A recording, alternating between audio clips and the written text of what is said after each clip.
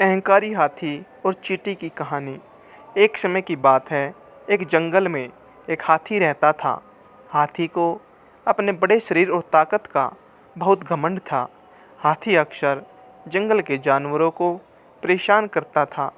वह कभी किसी का घर तोड़ देता था, तो कभी किसी जानवर को मार मार कर उसे लहूलुहान कर देता था।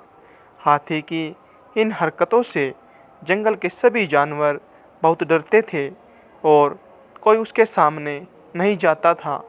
जानवरों ने हाथी की शिकायत जंगल के राजा शेर से की।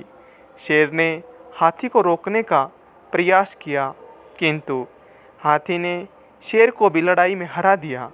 अब हाथी को और भी अधिक घमंड हो गया और उसे रोकने वाला कोई नहीं था। हाथी खुद को ही जंगल का राजा समझने लगा था। एक दिन हाथी पानी पीने तालाब के किनारे गया। वहाँ कुछ चींटियाँ रहती थी। हाथी ने सूंड में पानी लिया और चींटियों के घर में डाल दिया, जिससे चींटियों के घर टूट गए। अपने घर को टूटा हुआ देखकर चींटियाँ बहुत दुखी हुई और उन्हें हाथी के ऊपर बहुत गुस्सा आ रहा था। चींटियों ने हाथी से घर तोड़ने का कारण जानना चाहा, तो हाथी बोला, मैं जंगल का राजा हूँ। मेरी जो मर्जी में आएगा वह मैं करूँगा। अगर तुमने मुझसे ज़्यादा बहस की तो मैं तुम्हें अपने पैरों तले कुचलकर मार दूँगा। हाथी की इस तरह की बातों को सुनकर चींटी बेचारी कुछ नहीं बोल सकी, लेकिन मन ही मन उन्होंने हाथी से बदला लेने की ठान ली। एक बार गर्मी के दिनों में हाथी पेड़ की छांव में आराम कर रहा था। तभी चींटियाँ हाथी के कान और सूंड में घुस गई और उसे काटने लगी। हाथी ने अपनी सूंड से चींटियों को निकालने का बहुत प्रयास किया, किंतु वह उन्हें नहीं निकाल पाया। अब चींटियाँ हाथी को ज़ोर ज़ोर से काटने लगी, जिससे हाथी को बहुत तकलीफ़ हो रही थी।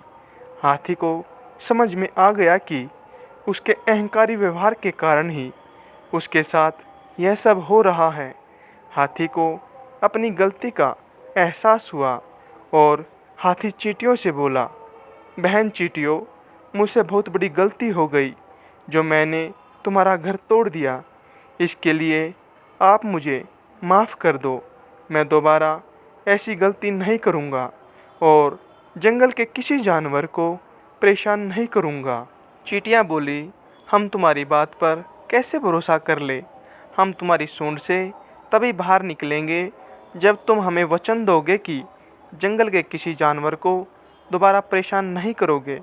हाथी को अपनी गलती का एहसास हो चुका था और उसने चींटियों को वचन दिया कि वह दोबारा कभी किसी जानवर को अनावश्यक परेशान नहीं करेगा। चींटी हाथी की सूंड से बाहर निकल गई और हाथी ने चींटियों के साथ साथ जंगल के बाकी सभी जानवरों से अपनी गलती के लिए क्षमा मांगी। शिक्षा। इस कहानी से हमें शिक्षा मिलती है कि हमें अहंकार में आकर कभी भी किसी का अहित नहीं करना चाहिए।